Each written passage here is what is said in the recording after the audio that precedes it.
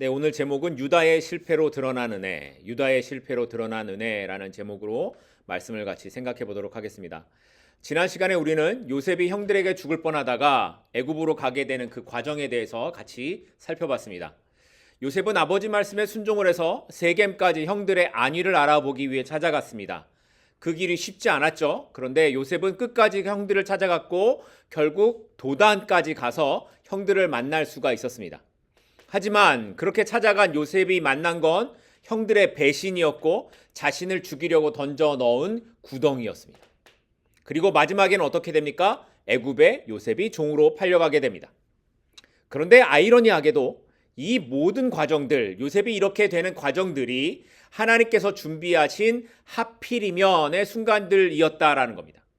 하필이면 가뭄이 들었고, 하필이면 세겜에서 형들이 어디 있는지 아는 사람을 만나게 되었고, 하필이면 요셉이 팔려갈 때 루우벤이 그 자리에 없었고, 하필이면 그때에 미디안의 상인들이 지나갔습니다. 이렇게 사람의 눈에 보이는 이 우연처럼 보이는 이 하필이면의 일들이, 그런데 사실은 요셉을 애굽으로 이끌어 가시는 누구의 일하심? 하나님의 일하심이었다라는 겁니다.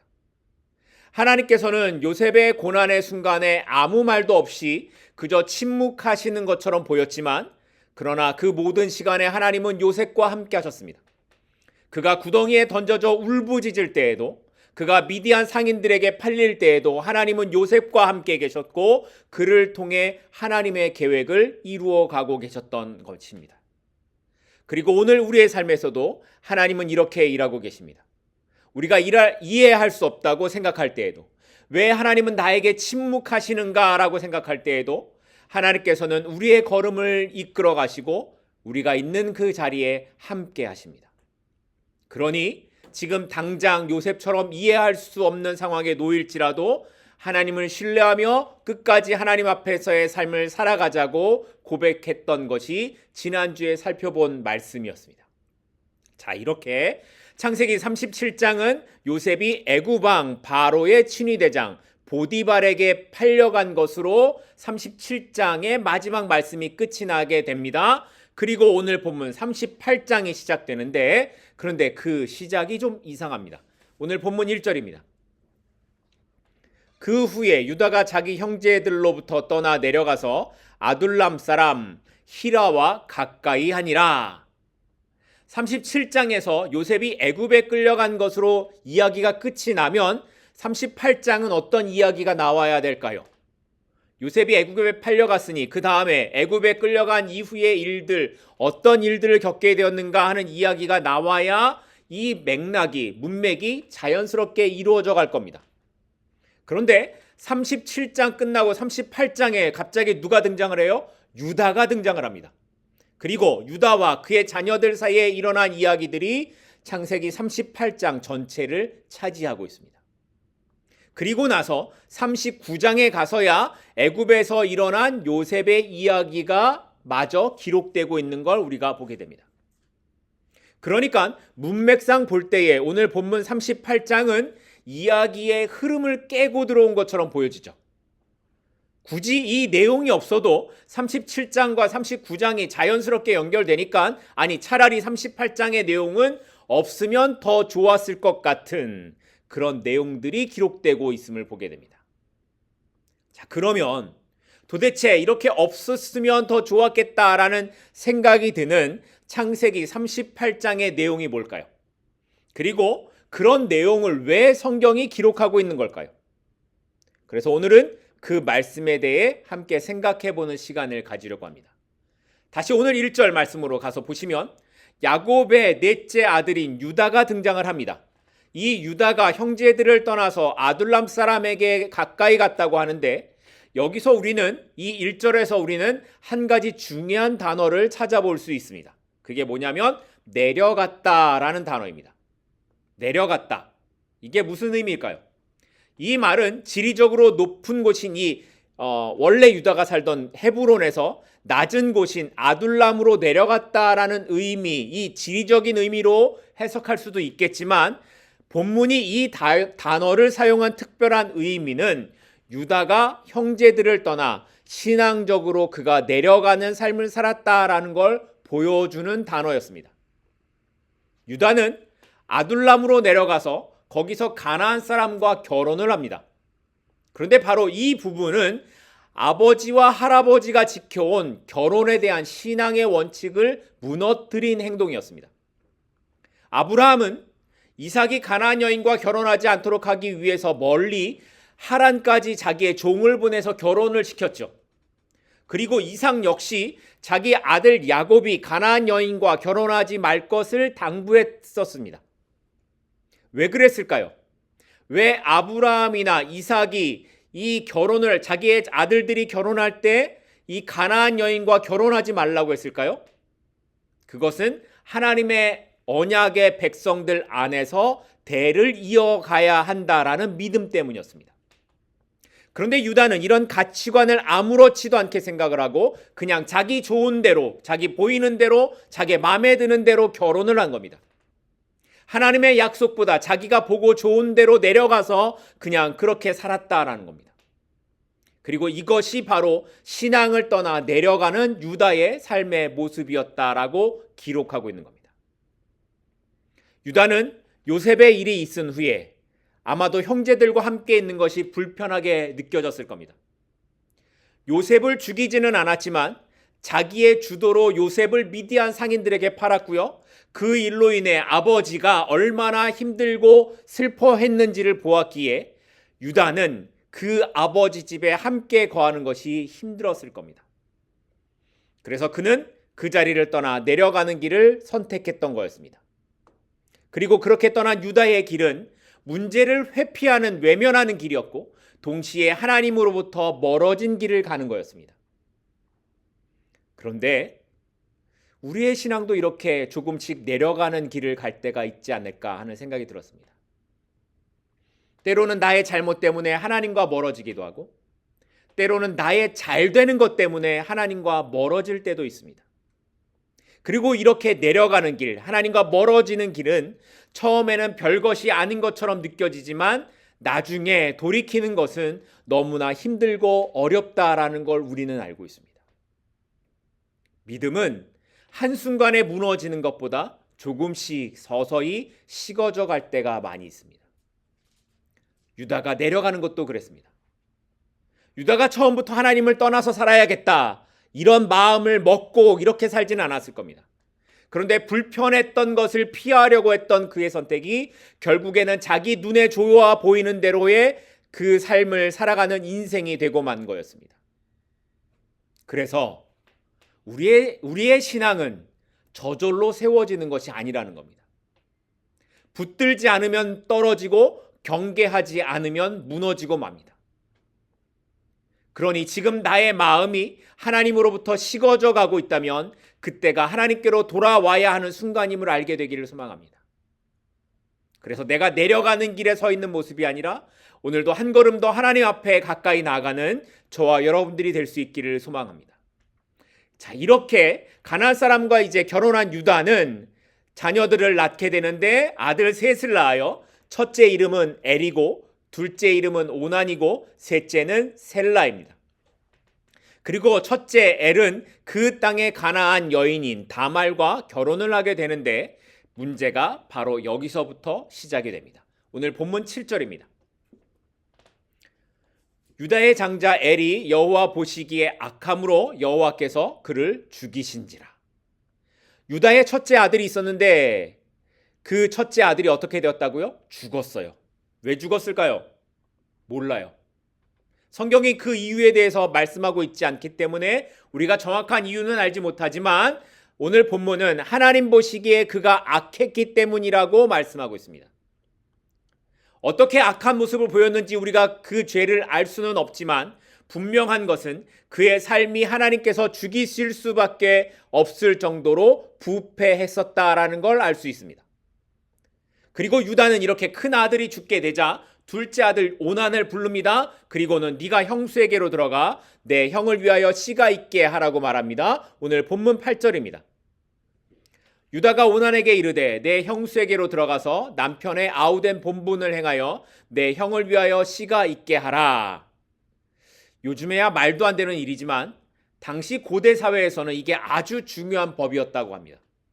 성경에도 신명기 25장을 보면 이걸 율법으로 정하고 지키도록 하고 있는데, 형제가 그 후사를 잊지 못하면 그 이름이 끊어지니까 동생이 형의 후손을 이어가게 하라고 말씀을 하고 있습니다.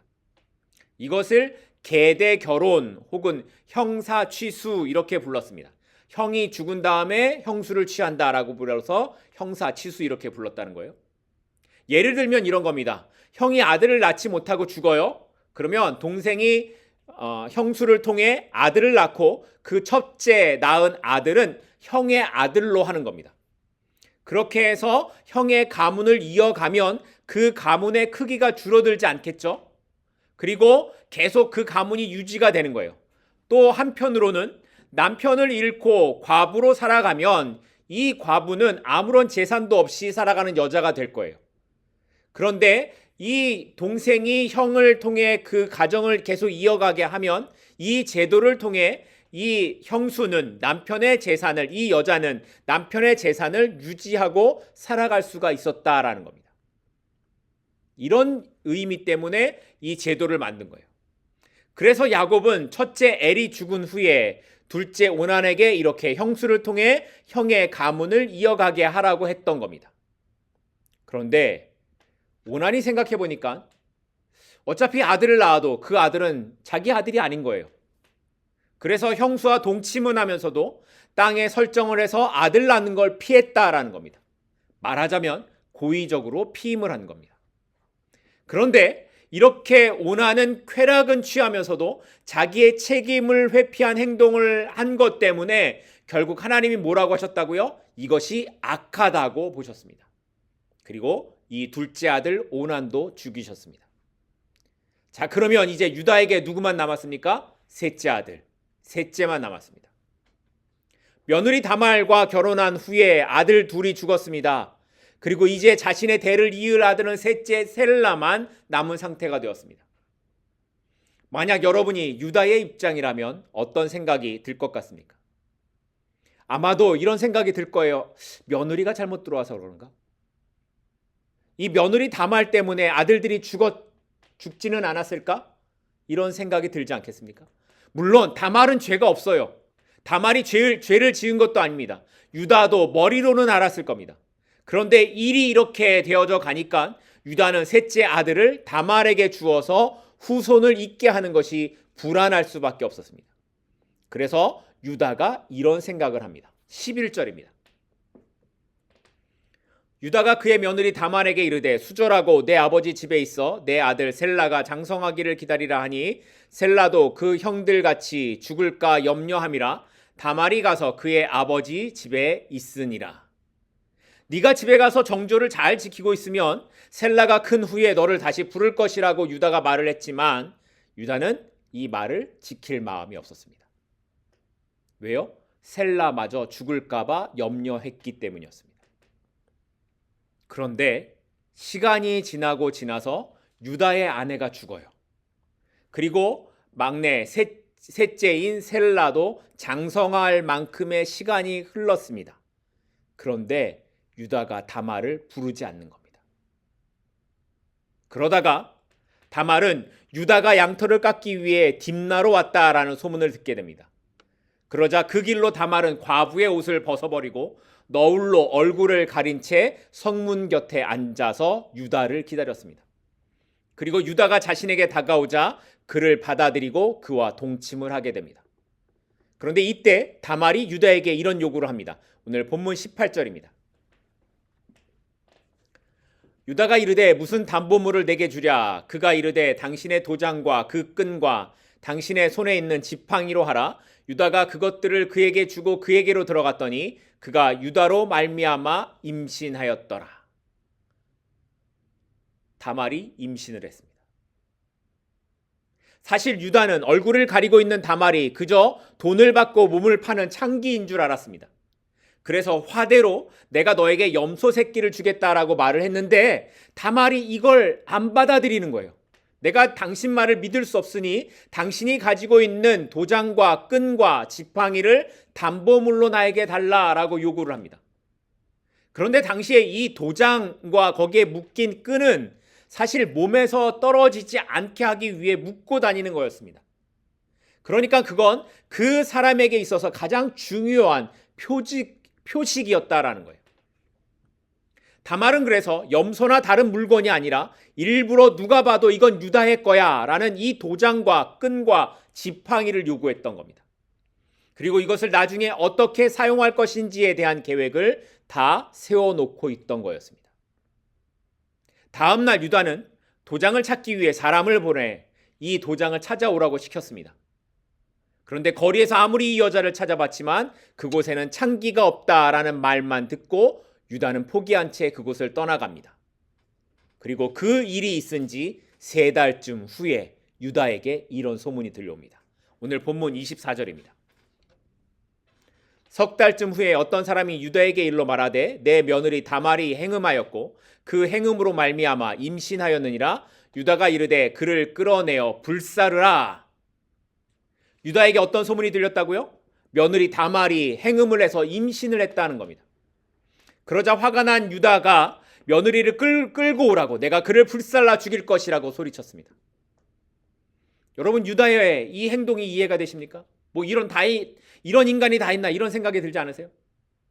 자기가 하는 건 아무런 문제가 없고 며느리가 한 것은 불에 태워 죽여야 된다라고 난리를 치고 있는 겁니다.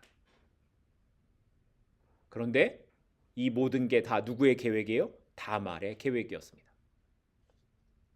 사실 여자가 임신을 해도 3달 정도 지난다고 해서 티가 나지 않습니다.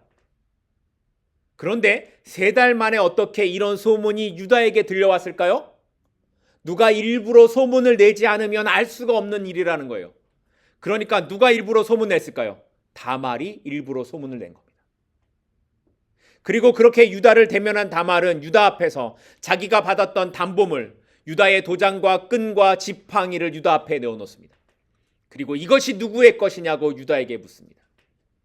이제 모든 시선이 유다에게 쏠렸고 결국 유다는 이 모든 것이 자신의 잘못된 행동이라는 걸 깨닫고 이렇게 말합니다. 오늘 본문 26절입니다. 유다가 그것들을 알아보고 이르되 그는 나보다 옳도다. 내가 그를 내 아들 셀라에게 주지 아니하였음이로다 하고 다시는 그를 가까이 하지 아니하였더라. 우리말 성경에서는 유다가 고백하는 부분에 그는 나보다 옳다라고 하고 있지만 원어로 보게 되면 그는 나보다 의롭다라고 번역하는 것이 더 맞습니다. 그래서 옛날 성경이나 영어 성경을 보면 의롭다라고 번역하고 있습니다. 자, 그러면 유다가 다말의 행위를 보고 나보다 의롭다라고 말한 의미가 뭘까요? 정말 다말의 행위가 의로운 거였습니까? 그렇지 않습니다. 유다가 이렇게 말한 것은 그녀가 죄가 없다는 의미가 아니라 약속과 의무에 대한 책임을 지켰다라는 면에서의 의의를 말하고 있는 겁니다. 유다는 당시 사회에서 과부로 살아가는 것이 얼마나 힘든지 알고 있었고 다말이 정절을 지키기 위해 또 약속을 지키는 삶이 어떨지를 알고 있었으면서도 다말과의 약속, 아들의 대를 이어가는 이 책임을 유다는 외면했습니다. 그런데 다말이 보여준 이 일을 통해 자신이 어떤 죄를 지었는지를 알게 되었고 다말이 죄가 없다라는 것은 아니지만 그 일을 통해 자신이 어떤 사람인지를 돌아보게 되었다라는 겁니다. 그래서 유다는 이후에 다시는 다말과 가까이 하지 않았다라고 성경이 기록하고 있습니다. 이렇게 유다를 통해 아이를 낳은 다말은 쌍둥이를 낳게 됩니다. 그리고 첫째는 세라, 둘째는 그 이름이 베레스입니다. 그리고 이 베레스의 자손을 통해 다윗이 태어나고요. 예수님께서 이 땅에 오시는 일이 이루어지게 됩니다. 어떠세요? 여러분은 오늘 말씀을 들으시면서 처음에 제가 시작할 때 했던 질문에 대한 답을 좀 생각해 보셨습니까? 37장, 창세기 37장에 애굽에 팔려간 요셉의 이야기에서 38장을 건너뛰고 39장에서 애굽에서 살아가고 있는 요셉의 이야기로 되고 있는 이 이유, 38장이 이 사이에 끼어 있는 이 이유를 찾으셨습니까? 왜 그럴까요? 여기에는 몇 가지 이유가 있는데 그 첫 번째 이유는 요셉과 유다를 대조해서 보게 하기 위해서였다라는 겁니다. 유다와 요셉은 둘 다 형제를 떠나가는 삶을 살게 됩니다. 하지만 유다는 하나님에게서 멀어지는 삶을 살고 요셉은 팔려가지만 오히려 하나님께 더 가까이 나아가는 삶을 보여줍니다. 또한 이 유다와 요셉 두 사람 다 성적인 유혹을 받게 되는데 유다는 다말에게서, 요셉은 39장에 나타난 보디발의 아내에게서 유혹을 받게 됩니다. 하지만 유다는 그 유혹에 넘어가고 요셉은 그것을 물리치는 모습을 우리가 보게 됩니다.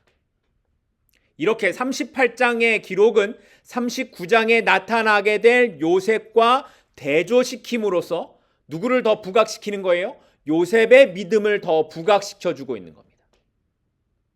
유다는 자기의 결정으로 더 좋아 보이는 삶을 선택했지만 그 길은 하나님을 떠나는 길이었고, 반대로 요셉은 억지로 팔려가는 인생이었지만 그곳에서 하나님을 경험하는 삶을 살게 됩니다. 그래서 신앙의 가치는 내가 얼마나 좋고 편한 곳, 내가 원하는 곳에 가느냐라는 것이 아니라 어떤 자리에서라도 하나님을 붙잡고 있느냐, 하나님께 붙들려 있는가에 달려있다라는 겁니다.